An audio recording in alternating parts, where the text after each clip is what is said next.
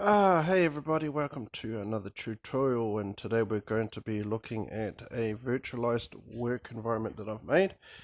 So I'm going to be using two Windows 10 virtual computers with both with 1 gig of RAM and 2 cores each on the same type 1 hypervisor server, and I'm going to be talking about the benefits of doing this. So let's get into it.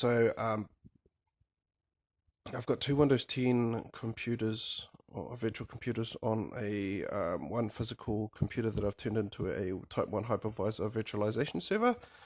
I'm using a Android tablet and also a Windows PC to KVM or to keyboard video mouse into these kernel-based virtual machines, or KVM. So the benefits of doing this is at the moment I've actually got visitors, so I'm actually out in my shed. I can actually take my work environment around my house because this is a home-based work environment.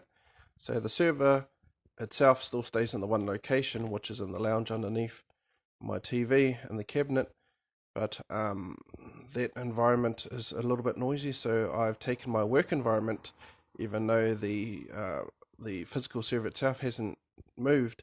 I'm taking the input devices to work to input to these operating systems.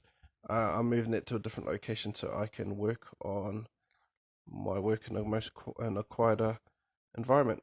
So kernel-based virtual machines are good for that.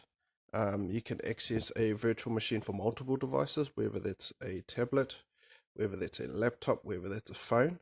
So even the phone I'm recording off, I can actually use this I can actually use it as a KVM as well. The good thing about doing this too is I've got 365 single license, but I've also got multiple devices. So in order to use this single license for multiple devices, I just have the KVM into this PC, and I can use the product on multiple devices as the devices are being used as input devices. So yeah, um,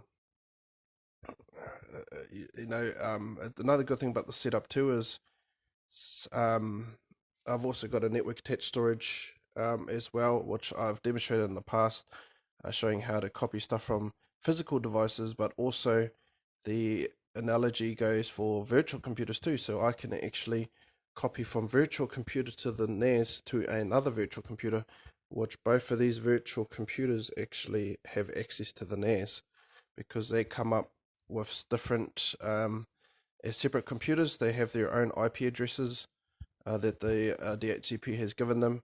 So these actually three at the moment. These three IP addresses. One's given to the server.